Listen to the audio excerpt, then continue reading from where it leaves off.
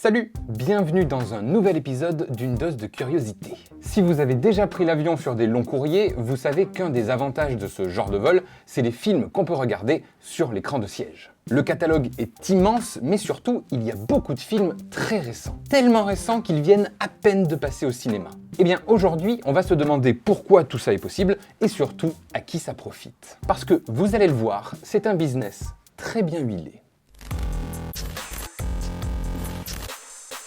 Bon, déjà, une chose est sûre, faire de longs vols en avion, c'est pas le truc le plus agréable. Les sièges sont pas confort, c'est long, la personne d'à côté prend toute la place, la bouffe est pas très bonne. Alors évidemment, là je parle de classe éco, parce que ceux qui voyagent en première classe doivent avoir une toute autre expérience de l'avion. Mais pour nous, le commun des mortels, un vol de 10 heures, c'est chiant.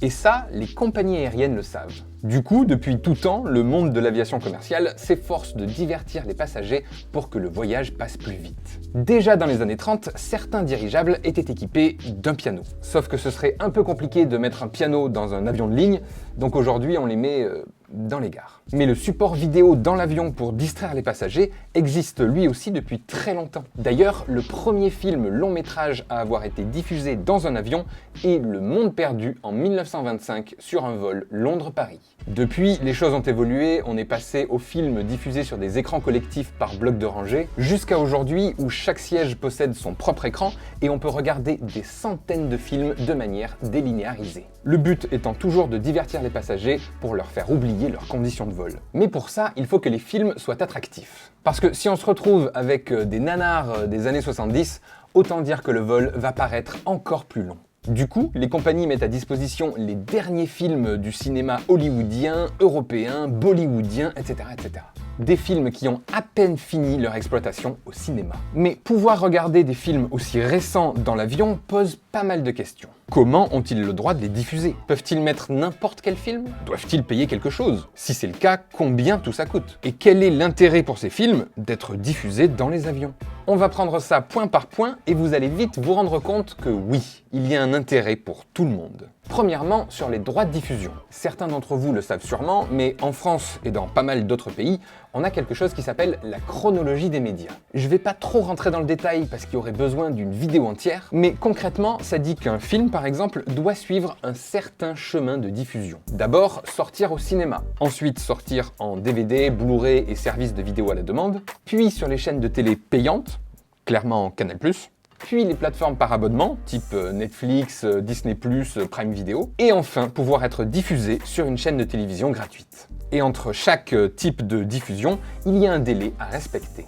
Le but derrière tout ça, c'est de ne pas, par exemple, tuer le cinéma en sortant le film directement sur les plateformes Netflix ou alors en le passant directement en télé. Pareil, pour pas tuer le DVD, ils ont un temps d'exclusivité. Bref, c'est une sorte d'entonnoir chronologique de diffusion. Et si ça vous intéresse, pour ce qui est de la France, voici la chronologie à respecter actuellement entre chaque média. En revanche, pour ce qui est des compagnies aériennes, elles ont un passe-droit. Elles peuvent se mettre juste là, directement après l'exploitation en salle. La raison de cette exception, c'est qu'au départ, beaucoup moins de gens prenaient l'avion. Du coup, ça risquait pas de tuer le cinéma. On a clairement plus de facilité à aller au cinéma que de prendre un vol long courrier. Et puis, ces films sont diffusés en vol et entre les pays. Du coup, ça complique un petit peu les choses au niveau de la législation. Et donc, les compagnies aériennes ont eu droit à cette exception. En revanche, ils ne peuvent pas non plus diffuser n'importe quel film. Comme partout, il faut obtenir les droits de diffusion du film. C'est-à-dire qu'il faut que les sociétés de production des films en question acceptent qu'ils soient diffusés. Mais quel serait l'intérêt pour des sociétés de production comme la Warner, la Paramount,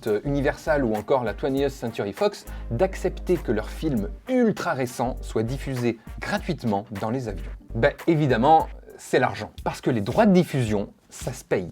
Et ça, c'est le plan parfait pour les sociétés de production. Parce qu'ils vont négocier des contrats de diffusion limités dans le temps, 1 à 2 mois maximum, pile entre la fin de l'exploitation en salle de cinéma et le début de la vente en DVD, dans la période où le film ne génère pas beaucoup d'argent. Et à la fin des 1 ou 2 mois de contrat, les compagnies aériennes doivent retirer le film de leur catalogue. Mais diffuser dans les avions, pour les sociétés de production, ça a énormément d'avantages. Pas besoin de payer des sociétés de diffusion, pas besoin de rémunérer les cinémas sur la part d'entrée des tickets, pas non plus de coûts de production pour les supports physiques comme le DVD ou le Blu-ray. Bref, ils donnent le film et prennent le chèque. On va y revenir d'ailleurs sur ce fameux chèque. Mais avant ça, le film va quand même subir quelques modifications. Il va passer entre les mains de ce qu'on appelle les Content Service Providers. Ce sont des entreprises spécialisées qui vont transformer un peu le film. Parce que d'un côté, les compagnies aériennes veulent des films récents que les gens ont envie de voir et qui permettent de les occuper, mais d'un autre, elles ne veulent pas montrer n'importe quoi.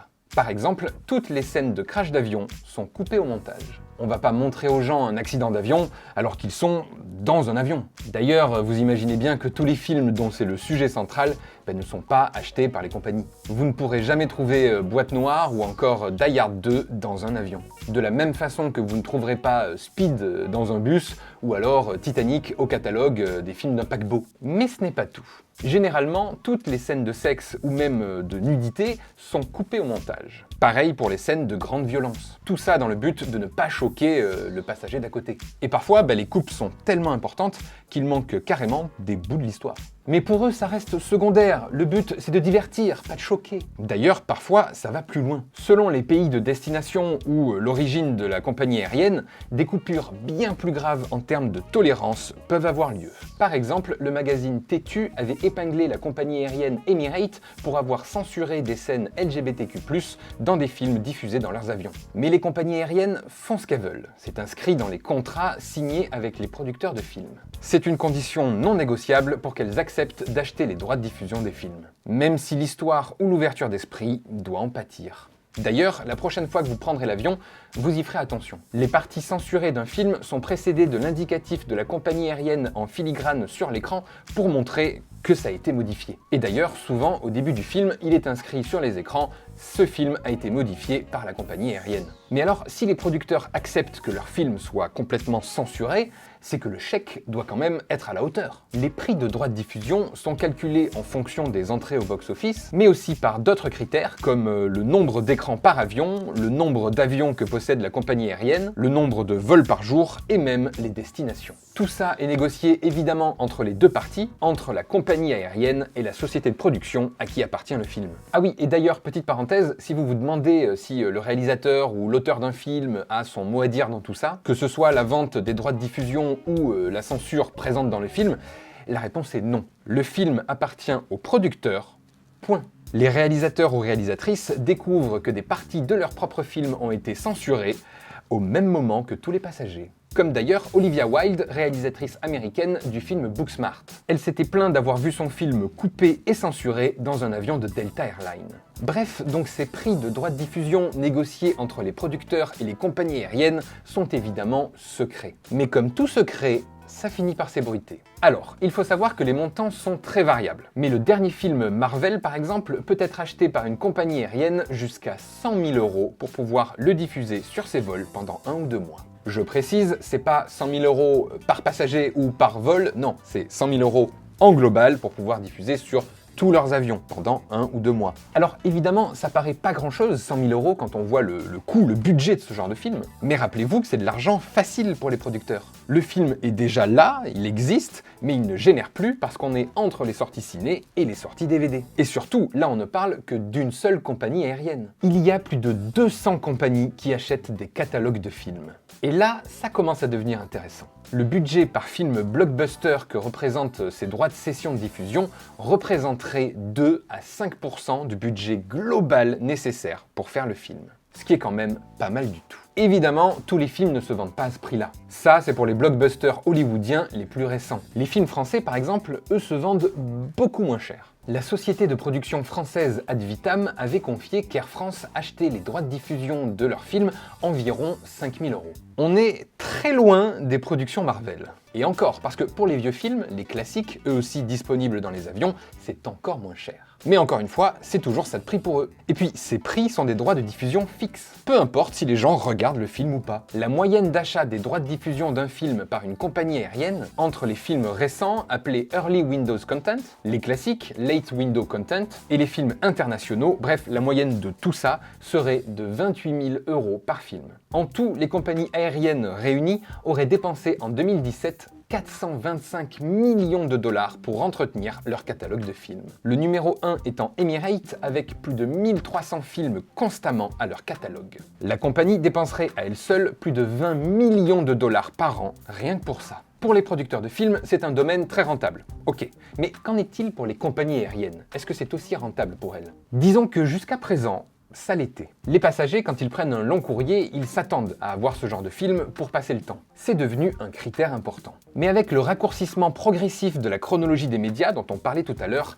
ça va devenir de moins en moins intéressant. Les passagers auront probablement déjà vu les films. Et de manière générale, il n'y a pas que les films qui coûtent cher. Les écrans eux-mêmes et tout le système qui s'ensuit ont un coût dans l'achat des avions. Sans compter qu'il faut aussi les renouveler de temps en temps. Et enfin, tout ça, les écrans, les transfos, les boîtiers de connexion, les fils, ça pèse un poids. Et dans l'aviation, qui dit poids supplémentaire, dit besoin en kérosène supplémentaire. Alors les compagnies réfléchissent à d'autres solutions. Ils comptent se baser sur nos propres écrans. Aujourd'hui, on a tous un smartphone, ou parfois même un iPad, avec des écrans de bien meilleure qualité que ceux qu'on trouve dans les avions. L'idée serait de créer un réseau interne à l'avion où tous les passagers pourraient se connecter en Wi-Fi à une interface avec tous les films du catalogue. Ainsi, plus de problème de poids, et même les courts ou moyens courriers pourraient en profiter. Même Netflix ou Prime Video par exemple pourraient diffuser leur propre catalogue. En tout cas, ce qui est sûr, c'est que le divertissement dans les avions va augmenter plutôt que diminuer dans les années à venir. Pour ce qui est de la qualité des sièges, en revanche, ça n'a pas l'air d'être une priorité. Voilà, c'est la fin de cette vidéo, j'espère qu'elle vous aura plu, j'espère que vous avez appris plein de trucs. Si c'est le cas, n'hésitez pas à liker la vidéo, à la partager, abonnez-vous à cette chaîne, c'est important, et moi je vous donne rendez-vous un prochain dimanche 10 h pour une prochaine vidéo. Salut!